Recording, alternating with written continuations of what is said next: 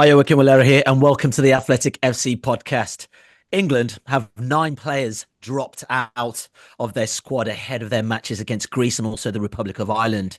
And captain Harry Kane isn't impressed. So is Kane right? Outside of major tournaments, is international football respected? We've got the Athletics' Jack Pitt-Brooke with us, who's out in Athens ahead of England's Nations League game, and also our lead writer for the Athletic FC's newsletter, Phil Hay, as well. Okay, Jack, this is it, that age-old debate, club versus country. Big comments from Harry Kane. Were you surprised he made those comments? Yeah, I think I was a bit surprised when ITV published that interview, and you could see how incredibly forthright what Kane was with what he said, because there is an implied criticism there of the guys who've dropped out. Like, he's clearly not happy that so many players have not flown over to Athens for Thursday night's game. To me, it feels a bit like Kane is recognizing the fact that he's the England captain.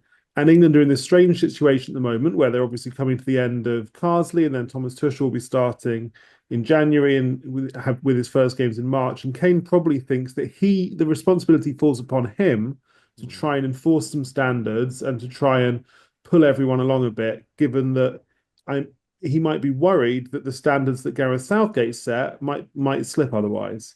Yeah, I just think about that relationship with Gareth Southgate and Harry Kane, Phil. But also, as Jack is saying, captain duties. I wonder what he could have really said in that situation. I think either way, it would have been misconstrued, or there'll be conversations like we are having right now. I mean, what did you make of the comments?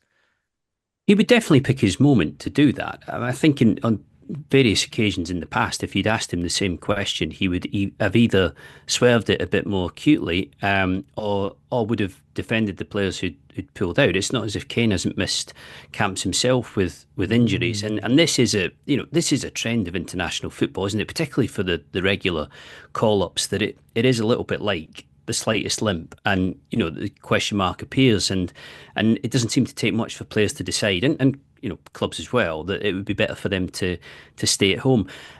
Jack wrote a really good piece last week, which I totally agreed with, which was questioning the timing of Tuchel's appointment, i.e. when he's going to start, which is in January, and I'm sure we'll come on to that. And the situation at the moment does feel a little bit like stasis. You've got Lee Carsley there, who, when Tuchel was talking about wanting a clean break, a clean start in January, I think at the end of the last round of games that England played, the person who seemed like he most needed a clean break and immediately was Carsley himself. So these are kind of two odd games for a caretaker who's having his last hurrah, might go out with a whimper or might go out with a bang. And I think there probably is just a little bit of a lack of authority or control there, because Tuchel himself isn't on the scene. He's, as far as I'm aware, he's not even going to be at either of the games. So I wonder whether, to an extent, Kane is trying to make the right noises, given that Tuchel is about to come through the door and there's going to be a new broom.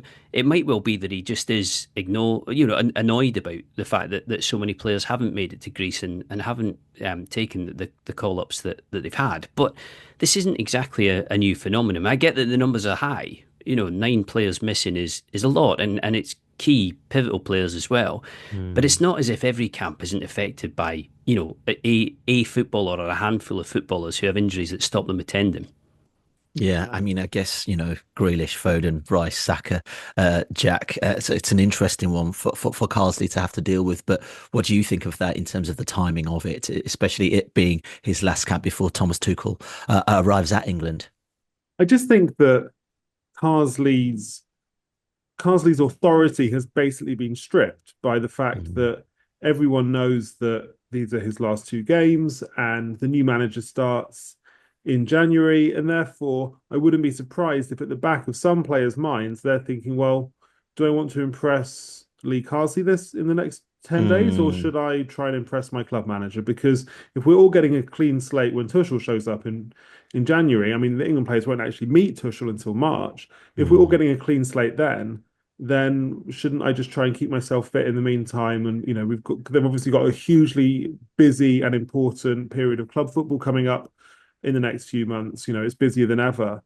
So I wouldn't be surprised if that is on the players' minds. And again, as Phil says, it just underlines this point that it makes you think if only Tuchel was manager now. Like there's no reason that I can see why he should not be the manager for this camp. And I'm sure if he was manager for this camp, then players would perceive this differently. Yeah, I was going to Yeah. say more to the point, Jack. If he was coach now, there wouldn't have been 9 withdrawals, would there? There would have been some, but Mm. players would have pushed themselves a little bit harder, surely, to have been on the scene. Players would be desperate to impress him. Yeah, it'd be a concern if you were missing Tuchel's first camp. You'd want to be in there. Taking out what Tuchel said about his start date and what the FA have said or what the FA would like people to think, what's the feeling or the view in your mind or among journalists who cover England regularly about why they've done this when Pochettino, for example, has just started with the USMNT straight away, got fired into the job on day one? Honestly, I don't think we've ever really got a very satisfactory answer. Tuchel has spoken at his unveiling that he wanted the clean. He talked about having a clean start and a kind of a clear focus on the World Cup, as in he wants to come in January and then his first games would be World Cup qualifiers. That doesn't really stand up though, because there's every chance that his first games in March they could be friendlies if England are in a 14 World Cup qualifying group, or they could even be a Nations League playoff if England finish second or third in their Nations League group at the moment. So it's very plausible that Tuchel's first qualifiers for the World Cup won't even be until next September. So the idea that by starting in January he can only focus on the World Cup, I don't really think that holds water. So in terms of other theories that people have got, well, I mean, take your pick. Some people think that maybe Tuchel just wants a lot of time off after leaving Bayern at the end of last season. Perhaps it's to do. I mean, I've heard it suggested that it might be to do with some kind of, the nature of his severance from Bayern. I don't believe that is the case. I don't think that there is a continuing relationship with Bayern there. It might be, but yeah, I mean, I've had a lot of people reaching for various theories. None of them seem particularly satisfactory to me, but I just think it's a huge oversight, and England are effectively paying the price for it right now. Yeah, Phil. I was just as we're talking about, the significance of what the timing of this, at a point where players are seemingly injured. It's a pivotal time in league phase is across Europe. I wonder what this says really about how we're growing to feel about the Nations League itself as a competition. This time a few years ago, these were friendlies where maybe coaches could get to take a look at their team or whatnot. But I mean, does it say a lot about how we are looking, or perhaps players are looking at this competition in general?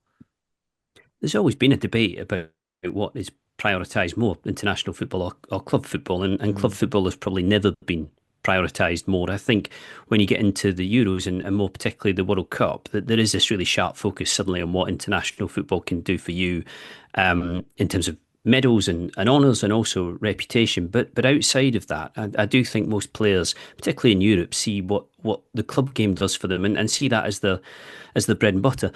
This all comes back, and we were speaking about this in different contexts very recently, to how packed the calendar is, because the pressure on players is immense. I mean, I'm following with a lot of interest at the moment the injuries to players in Spain, particularly at Real Madrid and Barcelona. There are a lot at Manchester City. There have been some key injuries at Arsenal. And everybody in the game is under a huge amount of stress. The ironic thing is it's not really international football that's doing that. I get that the Nations League has kind of increased the intensity of it and has turned friendlies into, more meaningful competitive games. But club football is where the stress is coming. That's where it's getting really congested. That's where the expansion is going on massively in the Champions League and the Club World Cup and everything else. And while, I'm the same as anybody else, pretty cynical about the number of withdrawals that you have from international football, because there are millions every time the games come round. It's just player after player. They are all under a lot of strain physically. You can't pretend that some of the particularly bigger clubs in the Premier League don't have problems with their squads at the moment, don't have injuries, and aren't under the caution in that sense. So it's part of a much bigger picture which nobody really seems to be addressing, and clearly, like, players' unions are trying to get this addressed and trying to make FIFA in particular focus on it clearly. But as people keep trying to say, there are just too many games across too many fronts. I don't think international football is responsible for that at all, but it tends to be the thing that suffers most. All right, joining us now is our Newcastle United writer, Chris Waugh. Chris, players from Newcastle have been called up to represent England, Tino Livramento and Lewis Hall. Especially in the case of Lewis Hall, you've written about it. How has this capped what seems to have been a brilliant turnaround of his fortunes of recent, actually? Well, almost exactly a year ago to the day, Lewis Hall was hauled off at half-time at Bournemouth when Newcastle lost 2-0, and that was the third time in his first four starts for Newcastle that he'd been hooked by half-time, and that really showed the distance he had to go to really become a part of the Newcastle United first team. Newcastle had signed him on the promise of what he could become, but even last season, when they were in the depth of an injury crisis through November and December in particular, he went basically 5 months without playing after that period, and he was brought in as someone who Newcastle saw in a small pool of left backs across Europe, really, as being someone who had the potential to become brilliant. But he's a converted midfielder, and certainly defensively there were concerns about him at that stage, and Newcastle knew, certainly Eddie Howe knew, he pushed for the signing, that it was going to take Hall a bit of time to learn exactly what Howe wanted, to get fit enough to play that role in the Premier League regularly, and also to add that defensive side to his game. But there were sort of double sessions last season, extra analysis sessions, which Hall really grasped and worked at to try and get himself into the Newcastle side. By the back end of last season, an injury to Sven Botman got him an opportunity. He did well then, and then at the start of this season, certainly from late September onwards, he's been consistently excellent. He's started 6 successive Premier League matches for the first time for Newcastle, and he looks the all-round package. So he on the basis of a small bank of work there over the course of the last few weeks and months, he certainly deserves the England call. But if you'd have said this a month or even 6 months, even 6 months ago, then I don't think you would really believe that Lewis Hall would have been a deserved member of this England squad right now. Yeah, Livramento is interesting because I guess his call up has been technically dependent on certain people not coming to join the England squad. Could be a really interesting one looking forward in terms of club and country, especially with Kieran Trippier and seen as a natural replacement in that respect. Yeah, I mean, that's partly why Tino Livramento was signed. It was in the same window as Lewis Hall at the summer of 2023. And Newcastle spent the best part of £70 million on 2 fullbacks who weren't necessarily going to start for them at that point. And that there was a lot of question marks around that, given that at the time Newcastle were going into a Champions League campaign where they needed greater strength and depth. And obviously the situation with Lewis Hall not playing that much, it seemed that they hadn't materially strengthened in the way they needed to. But Eddie Howe really values his fullbacks. They're very important to what is involved in his build-up. And below Kieran Trippier, the drop-off, certainly in attack, was seen as massive, and Tino Livramento long viewed as one of the best prospects at right-back in the country. He'd had his knee injury, and Newcastle took a bit of a gamble to get him that early because he hadn't really been tested long-term in terms of how he's going to recover from the ACL injury he had. Lewis Hall, on the other side, was Newcastle again, took a bit of a calculated gamble longer-term because they see it as there's very few out and out fullbacks coming through at the moment in the top level, and Lewis Hall needs converting fully from being a midfielder, but he has theoretically the attributes to be very good there. And I just thought it was, when Lee Carsley announced Lewis Hall coming into the squad the other day, he spoke about how it's just refreshing to have a left-footed left-back, which seemed like such a rudimentary thing to say, but actually it has become a rarity at Premier League level that you have an out-and-out left-back playing at left-back. And obviously England, I think they've had 6 different left-backs over the last 7 games, most of whom aren't actually natural left-backs. They had Kieran Trippier there, as you say. So Livramento was it further ahead in his development than Hall when he signed for Newcastle, but because of Kieran Trippier being there, he hasn't really fully grasped that right back spot as his yet. So I think the next few weeks and months will be huge for his development as Kieran Trippier returns from injury. Can Tino Livramento really cement his place in the Newcastle side and then earn his spot in the England squad? Because he was called up the last 2 squads as well, but is still yet to make a senior debut.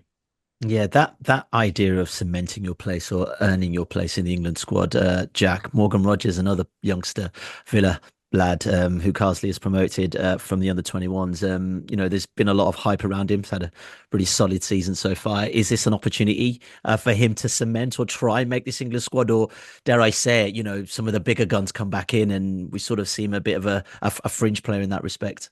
Yeah, I'm really looking forward to seeing how Rodgers does. He's obviously been really, really good for Villa this season. I think one of the standout things about the Carsley era really has been his willingness to bring through players who he had with the under 21s. There've been tons of them so far. Mm. Obviously Lewis Hall, Gibbs White, Madueke, Angel Gomez. I'm sure I'm missing a few others, but he's been really, really good at that. I guess the interesting thing for me is to what extent do these guys get a look in under Tuchel? Because Tuchel is not a former England 21 manager. He's got an Mm, 18-month mm. contract. He says himself that his full focus is on the World Cup. So his incentives are going to be different. And I just wonder whether he will be more tempted when he takes over to maybe bring back in some of the older guys who haven't been playing recently. I don't know, Rashford, Sterling, Yeah. Henderson, Dyer, players who have been there and done it and been to tournaments in the past. And perhaps, and I'm just speculating here, some of the kids who've played really well actually under Carsley might not get another look in for a while. Yeah, this timing's interesting, Phil, especially with Tuchel not being here, because you're looking at young men who are getting a glimpse of a taste of that England squad under Carsley. But you know what? He's got solid relationships with players like Harry Kane, like who feels like a breakthrough at this point, or is it just, well, you know what, it's the end of the Carsley era. Let's just see what Tuchel does when he actually does take over at the job. Yeah, I mean, if Tuchel isn't going to be involved in the games, and I mean, if he isn't going to be leading these two games, there's almost no point in him being at them because it makes no difference, Mm. whether he's sat in the stands or watching at home or in retrospect. I almost feel like the thing that he's missing out on more than anything is the period that he would have had training with the squad, coaching the squad, in between the games. I know there's a lot of travelling and everything else, but Jack was right when he was talking about the international windows coming up, next year. Yes, it's a long time to get to the World Cup qualifiers themselves. But even aside from that, international managers don't have that many windows in which they get to work with these players. And if you do Mm. have withdrawals, it kind of limits what you can actually do. And you have very little control over that. What you can do in any particular international break. And if, for example, I suspect Tuchel will stick with Harry Kane to a degree, but say in the way that Steve McLaren did with David Beckham, that Tuchel looks at Harry Kane and says, "Do you know what? I'm going to move on from you. I'm going to change the team in a way that doesn't include you. You're no longer what we really need." Then that's going to take some work. It's going to take a lot of work, Mm. and it's going to be quite difficult to make that happen. Um, when it comes to trying to impress in these games, I suspect they're not going to make a whole lot of difference. I mean, aside from Tuchel's starting date, I found it a bit weird, Lee Carsley saying that he and Tuchel hadn't spoken at any stage, that they'd exchanged text messages, but that was Mm. it. I would assume that there'll be a debrief, at some point, but you thought that might have been a conversation that would have taken place given that Tuchel was coming through the door. He is a vastly experienced manager. He's coached a really high level in a lot of top level clubs as well. So he'll have a roadmap and he'll know what he plans to do. But in terms of the timing and everything else, it shouldn't be forgotten that he hasn't coached in international football before, and this is Mm. this is new. And I don't think, well, I think he's a good choice, and I can see him doing being good for England. I don't think we should assume that this is necessarily going to work out as he structured it. Yeah, I'm just listening to you as clearly a proud Scotsman, thinking about all this nonsense we're talking about, players dropping out of the England squad. Oh, what a luxury! You know what I mean? Like, is there a different feeling as a Scotsman and watching Scotland? And dare you say, even players dropping out last minute, thinking I just want to prioritise on my club career? Yeah, just desperate for a win up north, really, or any form of result. I'm fortunate in that both my parents are English, so Okay. whenever it suits, I can bounce between camps. I mean, I think all in all, England are in really good shape between the Mm. players who are available when everybody's fit and the coach they've recruited in Tuchel. As I say, I don't think we should assume it's going to work. Mm. Blindly assume that it's going to work because this is new for him. Mm. But he is a really good coach. I think he'll have more about him than Southgate did, as good as Southgate's results were. Mm. I think he'll definitely have a fixed plan for what he wants to do with the players who are available to him. I just find it a little bit odd that he wouldn't have wanted to get a hold of the reins straight away. Mm. Just very quickly on Newcastle before you go, Chris. I'm just thinking about Hall, and I'm also thinking about Livramento as well. But Hall in particular, what does he say about Eddie Howe in terms of him spotting a player who obviously he's had to try and develop to get ready for, first team football, but also now seeing the fruit of that, him representing in the England squad as well, but to potentially really cement his place in that left back position.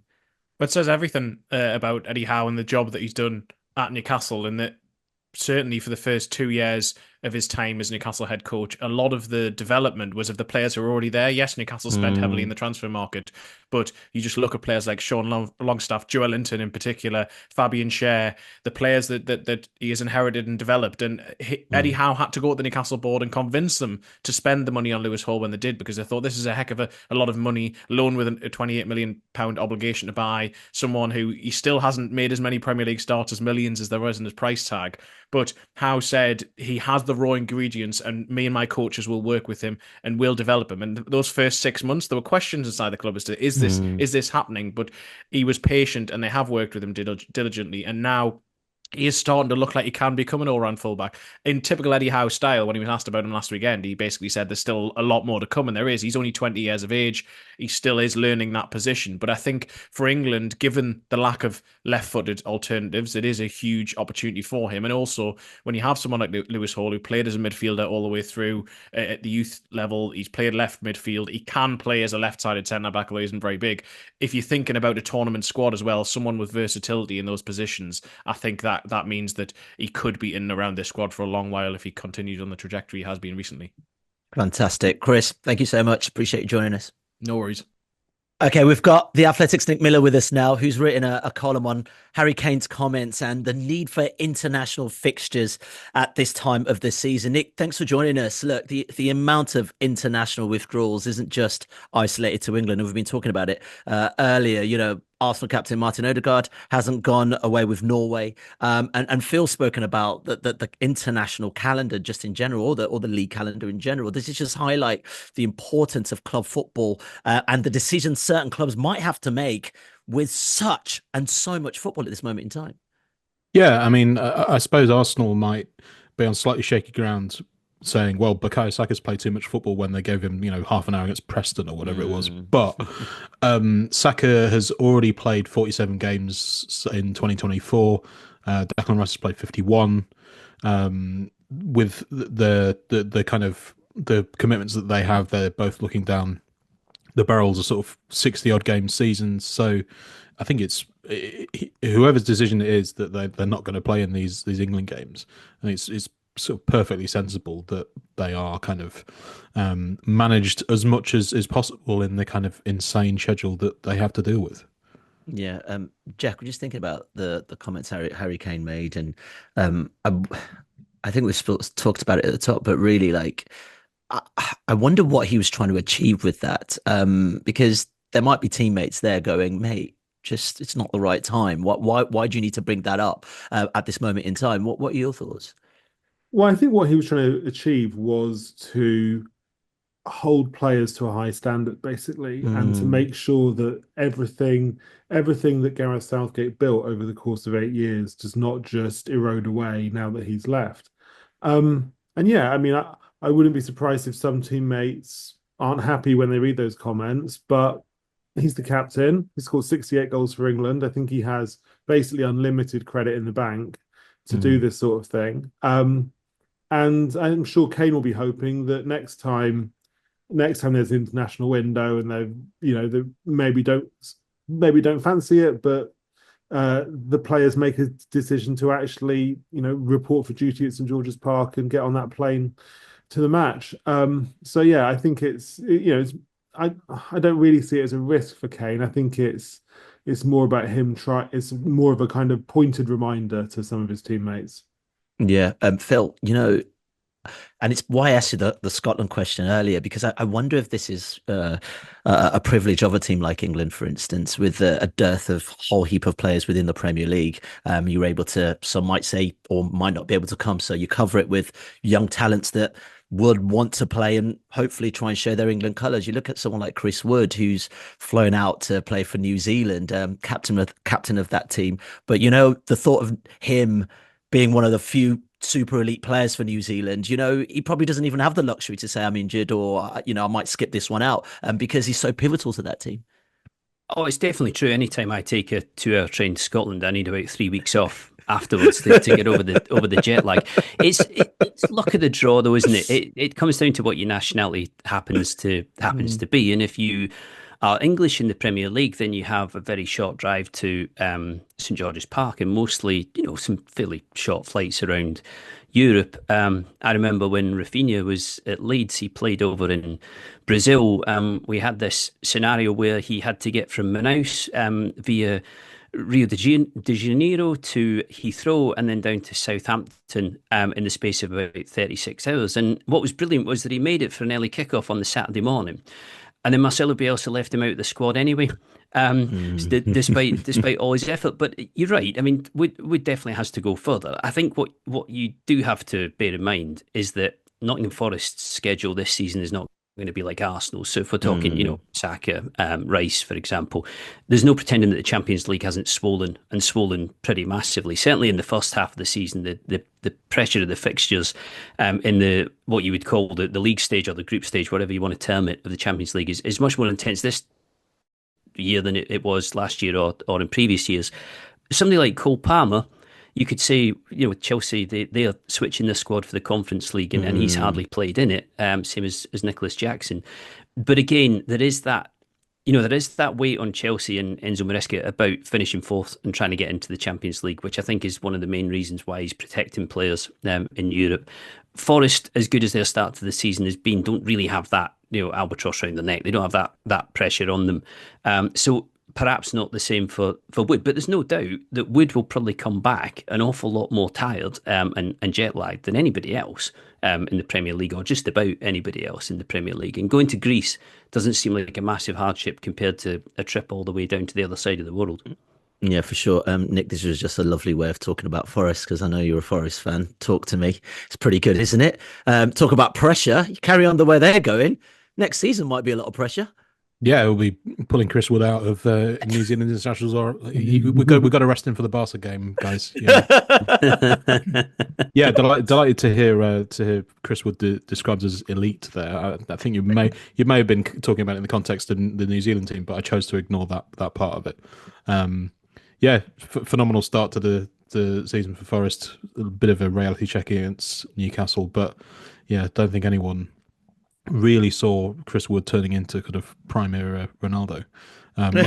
Much less Phil, who probably would have watched him in his slightly less prolific days at Leeds. Yeah. I saw him score 30 goals in a season. Oh, there you go. Yeah, the boy. Elite, gents. Still elite. does. Absolutely elite, yeah. Don't write him off, man. Don't write him off. Jack, I wonder if we will keep talking about this in terms of fixtures and all that kind of stuff. Just before we started the pod, I remember there was a moment, I think FIFA changed the calendar for internationals, I think, after the 2026 World Cup, which means that the internationals you'd have in September and October are basically amalgamated to a 16-day 4-match window. Can you imagine? And it's going to happen. The conversations we're going to be having at some point where players have to go away for 16 days, and who are the players that choose to go away for those 16 days as well? I think that bigger windows kind of make sense as a solution to this. I think that the current situation where you have these 3 2-week international windows in the autumn, September, October, November, is really tough to manage. And like Carsley said in his pre-match comments yesterday, that the November break is always the worst one. But by November, players are so worn out already in the season. I think some of them subconsciously look at the internationals in November and think, it's just a bit much, isn't it? Given we've got so much club football to come. So maybe if you have bigger windows, they are perhaps harder for the players to get out of playing, perhaps. But yeah, at the moment, it does strike me that longer windows might be a good thing. Yeah, what do you think, Nick? Sort of the plan changes to the international match calendar. What kind of impact do you think that would have? Yeah, and I think, well, Carsley said that the November window is always pretty bad for the kind of national teams. I think, and it's kind of borne out. It was one of the things I mentioned in the piece I've written about Kane, is that it's historically this is a time for dropouts. 7 players dropped out of an England squad a couple of years ago in November break. But from a kind of fans, journalists, observers, whatever perspective, it's that first one that is really kind of irritating, because you've got the new season started, everyone's very optimistic and it's all fresh, and everyone's getting going, and you're just kind of getting used to new teams and you're getting used to new managers and stuff. And they play 3 games and then everyone buggers off for the international break in the middle of that. So if those were to kind of be changed slightly, if you had a couple of windows of 3 games or whatever the changes are going to be, I think it would benefit both the players and the kind of watching public as well. I don't think much attention would have been paid to this if it was still Southgate in charge, to be perfectly honest. I think people would still have done the head count and they would still have noted the number of people who weren't there. But I think because it is a fresh start and because it is Tuchel kind of hovering on the threshold, there's a bit of a kind of question mark about why don't more people want to get in there and jostle for position, given that there's going to be jostling for position. But then again, in saying that, if your new head coach isn't there himself, then, you can see where the players are coming from to an extent. All right, brilliant, gents. Let's leave it there. Nick, Jack, Phil, really appreciate your time. Adam Labeltol, we'll be back with you tomorrow asking, is the quality of the Premier League the best it's ever been? We'll catch you then. If you want to watch more episodes of the show, please subscribe to the channel. We'll be joined by the likes of David Ornstein, Matt Slater, Adam Crafton, Carl Anker, and plenty more through the season. If you'd like to listen to the episodes in full in audio form, search The Athletic FC wherever you get your podcasts from.